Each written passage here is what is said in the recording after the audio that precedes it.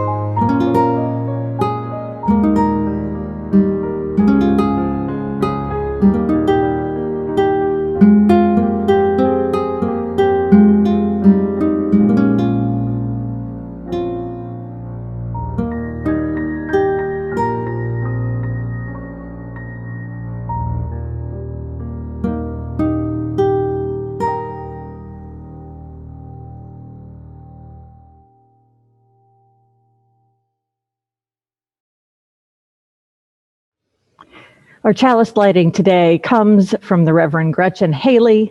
It's titled Forged in the Fire of Our Coming Together. What's going on? Will everything be okay? What can I do? In these days, we find ourselves too often stuck with these questions on repeat. What's going to happen? Will everything be okay? What can I do? We grasp at signs and markers, articles of news and analysis, Facebook memes and forwarded emails, as if the new zodiac, capable of forecasting all that life may yet bring our way, as if we could prepare, as if life had ever made any promises of making sense or turning out the way we thought, as if we were not also actors in this still unfolding story.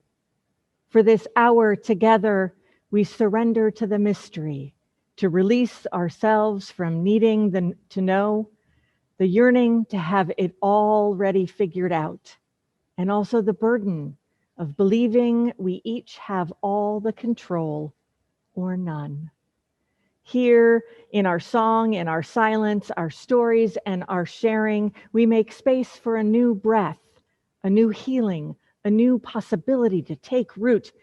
That is courage, my friends. Courage to forge in the fire of our coming together and felt in the spirit that comes alive in this act of faith, that we still believe a new world is possible, that we are creating it already here and now.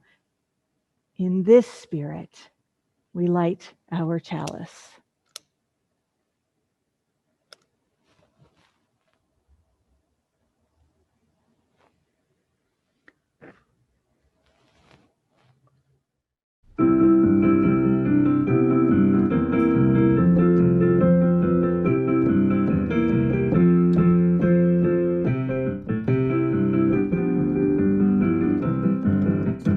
Enter, rejoice, and come in. Enter, rejoice, and come in. Today will be a joyful day. Enter, rejoice, and come in.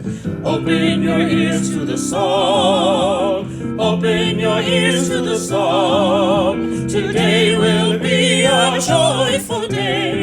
Enter, rejoice, and come in. Open your hearts, everyone. Open your hearts, everyone. Today will be a joyful day. Enter, rejoice, and come in. Don't be afraid of some change. Don't be afraid of some change. Today will be a joyful day. Enter, rejoice, and come in. Enter, rejoice, and come in. Enter, rejoice, and come in. Today will be a joyful day. Enter, rejoice, and come in.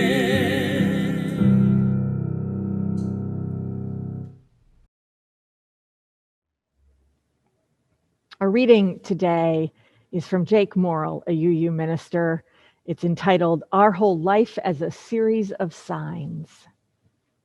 He starts with a quote, "The greater the feeling of inferiority that has been experienced, the more powerful is the urge for conquest and the more violent the emotional agitation." That is from Alfred Adler, an early Austrian therapist. Jake says, "I worked in a group home in Coralville, Iowa. It was for teens who could no longer live where they'd come from. From the outside, you'd hear screams. It was that kind of home. All the staff had short hair, otherwise a resident could grab it, smash your head against something. My favorite, Trey, used his own head on you. I learned this once when I had him in a hold. He ducked his head forward and then sent it back hard, and my teeth hurt for a week. I learned to look for disaster," Jake says, "to steer away from situations that would set Trey off. We'd take to the sidewalks and sing country songs. Strawberry Wine was on the radio then. It was what we loved most. I knew the verses. He'd join in out loud, only on the word wine. To hell with the neighbors. I just thought glad that he wasn't inside breaking stuff. Can you blame him? His heart was ripped out. Fridays, he stood at the front window waiting on family that would never arrive, and then he'd erupt. Anyone would have even me. But Trey didn't have words. He spoke in flying lamps and end tables and flung puzzle boxes. It wasn't chaos, the wreckage. If you looked, it meant something. Later years, I fell for Alfred Adler, the Austrian therapist who broke it off from Freud. He said, all behavior is meaningful. It has context and purpose. Our whole life is a series of signs. Any slight action, a dim semaphore. Likewise, the psychiatrist James Gillian, having interviewed people in prison for doing violent harm, said their crimes were actually a form of communication, an attempt to mean something, to be heard, to be known. If someone studied the aftermath of our own life's disaster, maybe they'd pick out a pattern, some meaning in it. Through the crackle, the noise, maybe they'd detect a faint signal of our own falling heart. Our redemption, if it happens, will mean somebody tried. Hi, I'm Steve Mennerick. Every month, Eliot Unitarian Chapel shares our offering with a local organization that helps promote our mission of courageous love and compassionate action. In August, we're sharing our offering with the Kirkwood Area Every Child Promise, or Ketchup for short. Among Eliot's stated goals is to create a more just society, that is, to promote equity. Ketchup was started a few years ago in response to a racial equity report issued to the Kirkwood School District. It's my firm conviction, grounded in science, that if we want to achieve equity in society, it has to start with early childhood, even before kindergarten. And that's just where Ketchup's mission lies. Ketchup engages with our community's youngest learners and their families to make sure every child in the school district gets the start that they need during a critical formative time during those children's development. Ketchup helps with preschool scholarships and with information and assistance about resources in the community. It provides access to Promise Place, which is a clothing and supply closet for young children and their families. And the one thing that I'm probably most excited about is that Ketchup is not standalone, rather it's wraparound. It connects with other wonderful local resources, including Kirk Care, Parents as Teachers, the Kirkwood Public Library, the Magic House, other faith organizations, the school district, businesses in the local community, all to provide a truly holistic support for children and their families. There are instructions for giving on your screen. Please give generously, and thank you.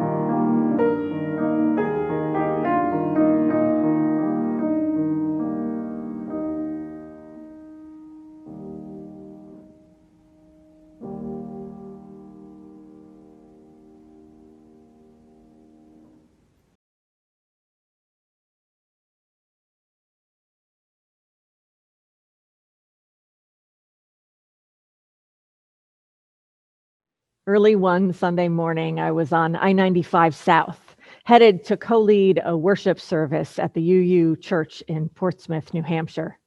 It was one of those cool fall mornings when the sun is shining through the thin early morning clouds. And as I drove down the turnpike, I saw a big flashing warning sign. You know, the kind that's put up to warn you of construction or to tell you not to text when you're driving. But this one stated something I had never seen before. It informed me, deceased animal in the roadway at mile 14. I began to mentally prepare for this, right? What kind of animal could it be? Maybe it was a deer or maybe even a moose. I was sad about the loss of the creature's life and also aware of the danger that it posed. I paid close attention as the mile markers went by. 18, 17, 16. At mile 15, my senses started to heighten. I started to scan the horizon back and forth for some kind of activity, anticipating a blocked lane with a crew moving an animal, but there was nothing ahead. I started to doubt myself. Had I read the sign right? Maybe I misread it. Maybe I was mistaken. Maybe I needed to start drinking caffeinated coffee in the morning. And then at about mile 13.8, I saw it. And in an incredibly irreverent moment, I began to laugh. The deceased animal in the middle of Interstate 95, the one that I had anticipated, was a squirrel. Now, I do not mean to diminish the tragedy of the impact of vehicular traffic on the creatures in our environment. It was just that this was clearly not the animal that the sign had warned me about. I'm left to guess that maybe a larger animal had already been moved out of the roadway before I got there and they hadn't taken the sign down. But when I saw that sign, I made an assumption. And over the next 4 or so miles, I had constructed this entire story about what I was going to see. I was coaching myself on how I was going to deal with it. I was ready to slow myself down and possibly move over and maybe even feel some distress about the accident because I had seen the sign and I was ready to respond. So, no, I wasn't laughing at the squirrel in the road. I was laughing at myself. You know, signs can play an important role for people. We look for literal or symbolic indications or even hints to help us understand our lives, to give us direction, to give us hope in our darkest moments. We want to find some sort of explanation or give us some broader sense of understanding about what this life is all about. We long to know if we are on the right or the wrong path.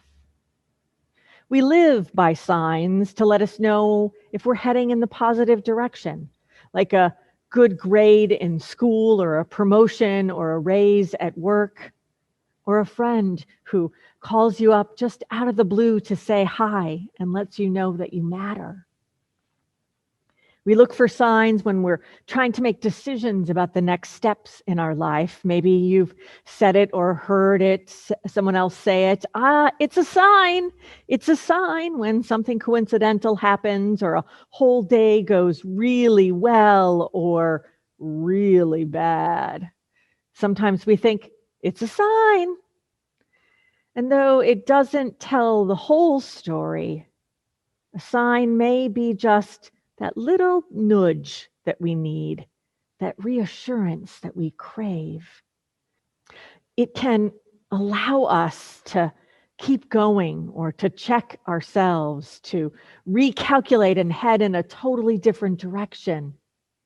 Now, in a sermon by W. Frank Allen, he talks about how we live by signs even more when we're in times of despair or difficulty, in times when life seems to be offering up defeat or victory.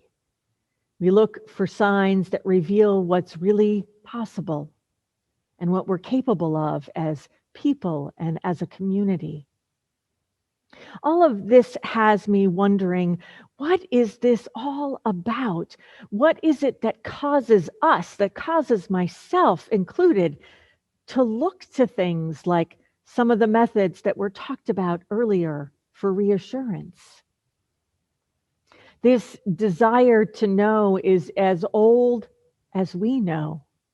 It's found in many ancient texts and stories.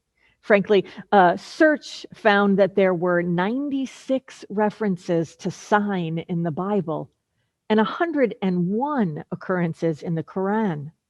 Countless therapy sessions, millions of hours in study and prayer, oh, so many long walks, all focused on trying to satiate our need to know. And we, as Unitarian Universalists, are not immune to this search. We can find it, in fact, in our fourth principle, the free and responsible search for truth and meaning. Or we can list some of those places that we look for our signs in our 6 sources, don't we? This desire to know, this search, can make us vulnerable. We've all heard of people who convince hundreds, even thousands, that they are a prophet of God because of the signs they're supposedly are able to perform or witnessed. Well-meaning people flock to them because they seem to seek that sign. Occasionally, humans step in to offer a sign. A few years ago, a well-known Minnesota, very conservative politician announced that they would consider running for the U.S. Senate, quote, "if God gives me the sign." Well, the Lord Above.com, also known as God on Facebook, provided an answer for this politician. The satirist raised over $7,000 and took out a billboard in the politician's home state. The sign read, Midwestern conservative politician name, capital N, capital O, period, signed God. Now, apparently, the particular politician did not respond to this sign. Sometimes people send us signs that are intended to be helpful. Other times, it's really about their own agenda. Sometimes we correctly interpret them, and sometimes we don't. And one of the dangers of looking so hard for a sign is that while we are searching for the sign, we might end up missing the actual truth that is right in front of us. Hearing a voice when we're alone or seeing something that nobody else can see is actually pretty common. Chania Marie Luhrmann, a professor at Stanford University in California, does anthropological and psychological research. And she reports that at least 1 in 10 people will say that they've had such an experience if you ask them bluntly. Science may not be able to tell us where these voices come from, but it can tell us that many of these events are normal, part of the fabric of human perception. And history tells us that those experiences enable people to choose paths that they should choose, but for various reasons they had hesitated to make that choice. So how can we know? How can we make sure that what we are seeing and interpreting is the sign is actually correct? That we're not looking for the proverbial moose and finding a squirrel in the road. A Huffington Post blog by Stephanie Zamora, she talks about how our mind can interfere with our interpretations of our feelings when it comes to seeing and understanding the signs that we are given. The mind can easily argue, she says, sway and support each option or direction without problems. It's logical, it's rational, and can weigh the pros and cons like a champ, but it can't feel what's right for you. When you let your mind do the sign reading, suddenly you may be even more overwhelmed by the possibilities and the potential signs. Stephanie encourages us to engage in the age-old practice of meditation as a way to determine what our next steps should be. She believes that we are better to look for those signs that come from within rather than external cues. And she has a 4-step process that includes being clear on what you need guidance for, asking specific questions rather than a generalized request, releasing that request, sending it off, and that the truth will then be able to be heard, engaging in the present, using your intuition that lives in your body. And if you want to know the answers and be able to receive them, you need to be engaged in it, not just engaged in your mind. And finally, stay open and receptive. If you have to think about whether or not it's a sign, it's probably not. If something is said or comes on your radar that sparks a physical reaction, a clear sense of truth, you have your answer. Listen to that. Now, these signs may be literal or symbolic or indications or just kind of little hints. They may come from your understanding of a higher spiritual being, from internal knowing self, or from intuition. This desire to understand has been around for as long as we have been able to document our existence. And what matters most is not if they are true or rational, if they happen or they don't. What matters is that they help us understand our lives, to give us direction and give us hope in our darkest moments. How we choose to use these signs is completely up to us. Blessed be and amen.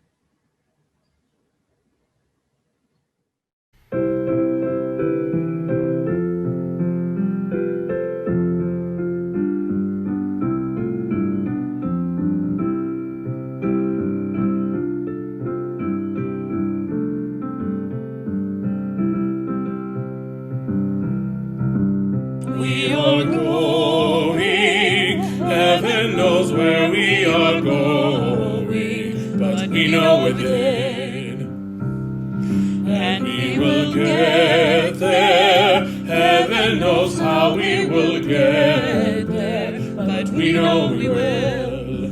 It will be hard, we know, and the road will be muddy and rough, but we'll get there. Heaven knows how we will get there, but we know we will. Woyaya, woyaya, woyaya, woyaya. We are going. Heaven knows where we are going, but we know we're there, and we will get there. Heaven knows how we will get there, but we know we will. Woyaya, woyaya, woyaya, woyaya, woyaya, woyaya, woyaya,